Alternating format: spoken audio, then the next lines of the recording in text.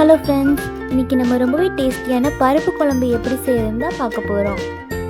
இந்த பருப்பு குழம்பு இட்லி, தோசை, சாப்பாடு, பொங்கல்னு எல்லாத்துக்குமே நல்ல காம்பினேஷனாக இருக்கும். வாங்க எப்படி செய்யறதுன்னு பார்க்கலாம். இதுக்கு நான் 1.5 டம்ளர் பருப்பை நல்லா கழுவி எடுத்து வச்சுக்கிறேன்.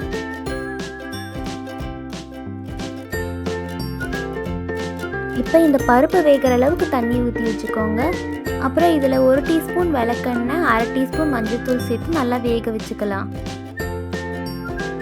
இப்போ ஒரு கடாயில் கொஞ்சமாக கடலெண்ணெய் சேர்த்துக்கிறேன்.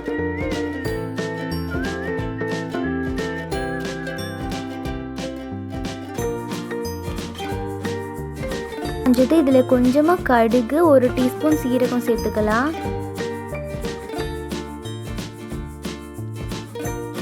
இப்போ இந்த சாம்பாருக்கு நான் ஒரு பெரிய வெங்காயத்தை சின்ன சின்னதாக வெட்டி வச்சுருக்கேன். அதை இது கூட சேர்த்துக்கலாம்.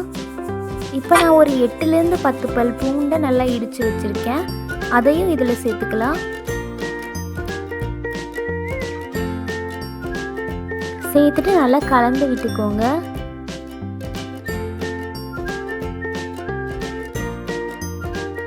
இப்போ இந்த சாம்பாருக்கு நான் 5 தக்காளி எடுத்திருக்கேன்.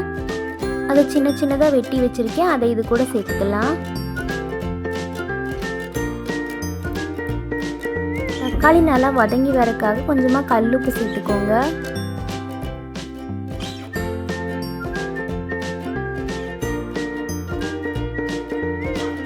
இப்போ இதில் ஒரு 2 கொத்து கறிவேப்பிலை சேர்த்து நல்லா வதக்கி விட்டுக்கோங்க.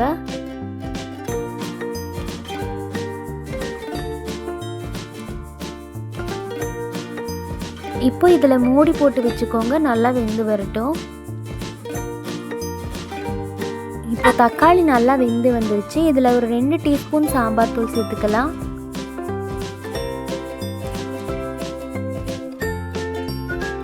சேர்த்துட்டு நல்லா கலந்து விட்டுக்கோங்க.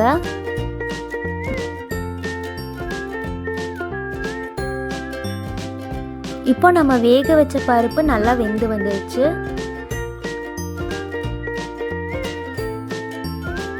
இப்போ நம்ம வதக்கி வச்சுருக்க இந்த தக்காளி வெங்காயத்தை இது கூட சேர்த்து நல்லா கலந்து விட்டு ஒரு கொதி விட்டுக்கலாம்.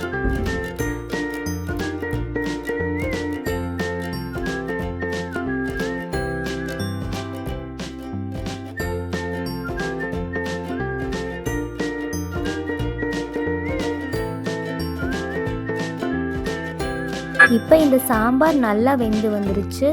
இதில் ஒரு கைப்பிடி அளவு கொத்தமல்லி சேர்த்துக்கலாம்.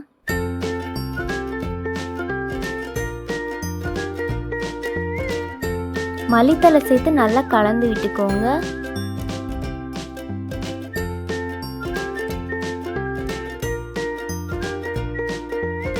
இப்போ ஒரு பருப்பு முத்து வச்சு இந்த பருப்பை நல்லா கடைஞ்சி எடுத்துக்கலாம்.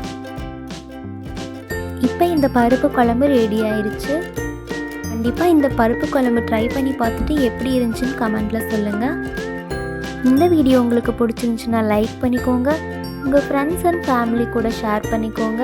இந்த மாதிரி டேஸ்டி அண்ட் ஹெல்த்தியான ஃபுட் ரெசிபீஸ்க்கு கார்த்திகா தீபம் vlogs சப்ஸ்கிரைப் அண்ட் ஃபாலோ பண்ணிக்கோங்க.